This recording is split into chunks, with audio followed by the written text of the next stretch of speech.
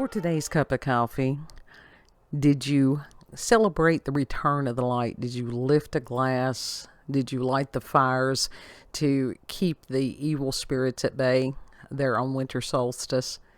I hope you did.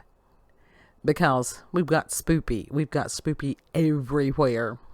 And we actually have some holiday spoopy for you today because we've had insanity, lots and lots of stories of insanity floating around the inner zones, but not so much of the specific paranormal kind. But found one from Daily Star, and this is by Lizzie McAllister and was December the 21st of 2023. And there is a map that they have there, and there was something when I first read the story, the page didn't load fully, and I did go to the comment. I actually signed up to where I could make comments and ask them to re-upload the story so that you could read it. And it's a really cool little map, and reportedly there are 5,500 haunted locations across the UK. Y'all guys eat up with it over there across the pond. And apparently there are 56 ghosts that are roaming the British Isles that have specific ties, not tiles. They may have tiles too. They may be Roman. Specific ties to Christmas. And on this map, you can type in a zip code and it will give you a little blurb as far as which ghost is in that area. And I went to the website of that supposedly the map comes from, and it looked like something from like early 2000s. I don't know what's up with that. I think they may have an app, which I don't. And so I got from the map, and you can go on the page to Daily Star and type in zip codes, those of y'all who know which zip codes to type in, and see what comes up. But from the little ghosties that they had on the map on the webpage, did I forget to tell y'all that Mercury's in retrograde? Yeah, it is. And yeah, they had several of them that I was able to glean from. One of them was the Moorcock Inn. You Brits. You Brits. And it says on Christmas Eve of 1910, a mistake by a signalman resulted in 2 trains colliding just after the Moorcock Tunnel, and 12 people were killed. Their bodies were temporarily stored at the Moorcock Inn, and it is believed that the victims have returned to cause minor nuisances, such as moving furniture about. I'd say there are quite a few people that could use some movers if they really wanted some gainful employment. And then you had one that was the Traveler's Rest, and the ghost of a young farm girl is said to haunt this building every Christmas Eve. And it's said that on this date, many years ago, she visited the inn and was pestered by a man. In her bid to escape his advances, she fell down a spiral staircase and died. A lady dressed in black who carries a set of keys has also been seen, and a former landlord reported someone touch him on the shoulder, but that no one was there. So, interesting things. The Sandringham House, you Brits. A ghost has been seen there that has been identified thanks to a portrait as Dorothy Walpole, also known as the Raynham Hall.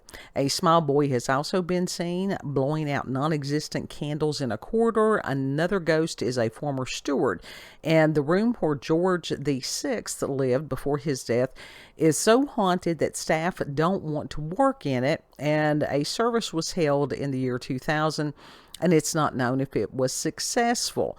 The library has a clock whose hands move by themselves, presumably not in the normal way, and books have flown across from off the shelves. And the ghost of the Queen's favorite servant, who was Tony Jared, has been reported in the cellar. Around Christmas time, paranormal activity reaches a crescendo with objects moved, heavy breathing heard, and bedclothes yanked off of the beds.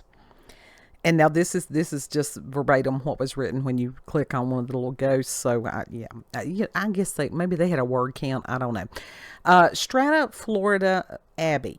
A phantom monk is said to appear at the eastern end of the ruins on Christmas Eve, and lights as if from candles have been seen here too. I guess you would have to find full stories on these just little snippets. Uh, Carillion campus, and although there are plans to convert the campus into housing, the phantom of matron Bertha Ramsey has been seen here. And because of her height, she was 6 feet tall, as a tall lady, she was nicknamed Big Bertha. Well, that wasn't very nice. And she died in 1962 after falling to her death from a banister during the Christmas holidays. Her specter wears brown overalls and her hair is tied into a bun. There are also old stories of Roman soldiers in the grounds. These were before Bertha's death. Well, yes, because the Romans was over there like hundreds of years prior to Miss Bertha there. And then you have the Prospect Inn. A smiling little girl holding her rag doll has been reported here mainly at Christmas time. And moving beer barrels, rapping, and other phenomena have also been experienced. Then you have the White Hart, as in rabbit, and the rarely seen gray lady carrying a baby has been reported inside the pub, and she's said to be cheerful with a fondness for Christmas time outside. The sound of, and pardon me, there was supposed to be a period there. She has a fondness for Christmas time. Outside, the sound of a spectral horse is heard, and it's said to be a Kruger who was killed in a race at Hawthorne Hall in 1901. So, yeah, why not? Why doesn't the lady just ride the horse and they could just, you know, go to the other one and get a barrel of whatever? Then they had the Stag Inn, and a phantom sea captain. You know the man had to be a pirate, don't you?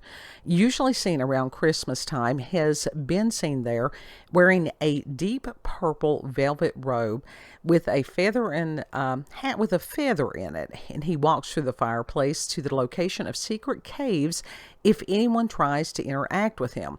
The ghost is thought to be the victim of chop-back smugglers, I don't know what that is, who would lure ships into harbor and then ransack them, murdering the crew in the process. I told you it had to be pirates. It had to be. But at least that one has some style to him. I would rather deal with the pirate ghost than some of the other ones. So if you're over there in the UK, yeah, go visit some of these places. That could be fun. You could type in your zip code and see if there's any hauntings near you. All kinds of stuff. So I like the paranormal. I missed the paranormal stuff. If you've had experiences with the paranormal or supernatural, encounters with UFOs, aliens, cryptids, you can send me an email, cupofcoffeewithscream@gmail.com, and the email address is there in the description box, as will the link to the article. Maybe by the time that you all read it, maybe the full article will be available. Hopefully they will re-upload it, because they had mentioned some ghosts that I couldn't see on the little ghosty map because they knew the right zip codes. So we'll see how that rolls on that. Like, share, comment, subscribe, all that good stuff. Give it a thumbs up. Mainly know that you are very loved. And Lord willing, we'll see you on the next cut. Bye.